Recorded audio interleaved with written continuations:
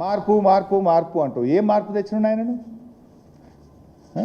కేసీఆర్ ఆనవాళ్ళు లేకుండా చేస్తా, మార్పు తెస్తా అంటావు. ఏం మార్పు తెచ్చినావు మార్పు ఏంటంటే నీళ్లు చంద్రబాబుకు, నిధులు రాహుల్ గాంధీకి, అపాయింట్మెంట్స్ మాత్రం తెలంగాణ ద్రోహులు ఆదిత్యనాథ్ దాస్ లాంటి వాళ్ళకు. ఇదే కదా నువ్వు తెచ్చిన మార్పు. నువ్వు తెచ్చిన మార్పు ఏమున్నది? ఇవాళ ఈయన గారు గొప్పగా మాట్లాడుతున్న టెలిమెట్రీ గురించి. అసలు ఇచ్చిన నీళ్ళు వాడుకునే తెలివి లేదు మీకు.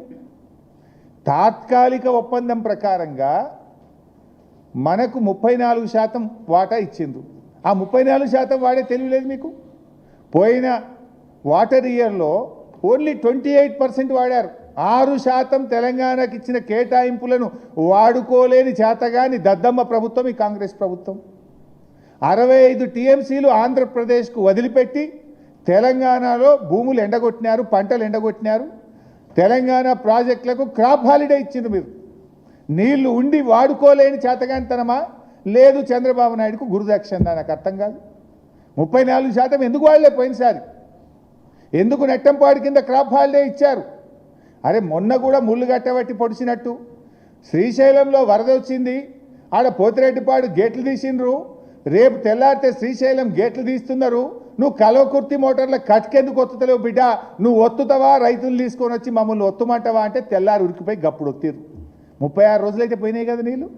36 రోజుల ముందే కల్వకుర్తి మోటార్లు ఒత్తుకొని ఉంటే, ఒక నెల రోజుల ముందే నాట్లు పడుతుండే, నెల రోజుల ముందే రైతులు పంట పండించుకుంటుండే, మన వాటా మనం తీసుకునే అవకాశం ఉండే కదా.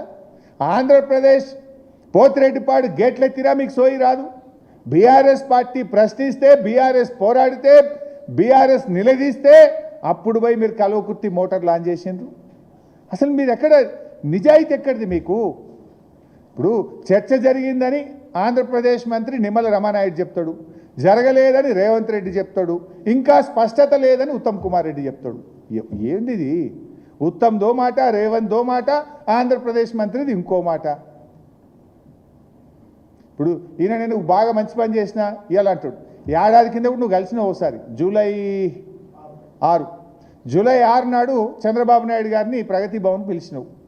పిలిచి విభజన సమస్యలు కూర్చొని మాట్లాడుకుంటాం, పరిష్కరిస్తాం అన్నావు. ఇవాళ జూలై 16, ఏడాది మీద 10 రోజులు అయింది. ఒక్కటైనా పరిష్కరించినవా? ఆ రోజు చెప్పింది విభజన లోపల జరిగింది. ఈ చీకటి ఒప్పందం గోదావరి బనకచెర్లకు ఆనాడే బీజం పడ్డది. దాంట్లో భాగంగానే ఇవాళ ఎజెండా మీదకి వచ్చింది. ఏడాది మీద 10 రోజులైనా విభజన సమస్యలు ఒక్కటి కూడా పరిష్కారం కాలేదు. నువ్వు ఇవాళ కూడా కమిటీకి తల ఊపి తెలంగాణకు అన్యాయం చేసినావు. నువ్వు ఇప్పుడు ప్రజలకు తేటతెల్లమైంది, నిజం నిప్పు లాంటిది.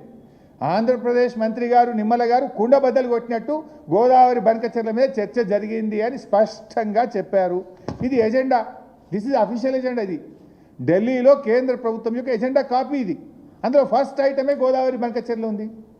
రేవంత్ రెడ్డి బుకాయిస్తాడు, చర్చనే జరగలేదు, చర్చ జరిగినప్పుడు ఆత్మనే ముచ్చట ఎక్కడ వస్తుంది అంటాడు. మరి ఇది ఇప్పటికైనా నిజాయితీగా చెప్పు. అబద్ధం ఆడినందుకు, రాష్ట్ర ప్రజల్ని తప్పుదో పట్టించినందుకు, కడతామని ఎజెండానేలో లేనప్పుడు ఆపమనే ముచ్చట రాదని తప్పుడు మాటలు చెప్పినందుకు బేషరతుగా చెంపలేసుకోవాలి, క్షమాపణ చెప్పాలని చెప్పి నేను రేవంత్ రెడ్డి గారిని డిమాండ్ చేస్తున్నా. ఎట్టి పరిస్థితుల్లో బీఆర్ఎస్ పార్టీ గోదావరి బనకచెర్లకు ఒప్పుకోదు. ఎందుకంటే మేము అంటున్నది ఏదో కక్ష కాదు, మా వాటా తేల్చండి. అసలు గోదావరిలో వరద జలాలన్నిటి లేవు, ఉన్నాయా? ఉంటే లెక్క తేల్చండి. ఆ లెక్క తేలిస్తే అందులో తెలంగాణ వాటా అయిందో చెప్పండి. కేసీఆర్ గారు ముందే చెప్పిండ్రు అదే ప్రోరాటాలో మాకు 1950 టీఎంసీలు రావాలని.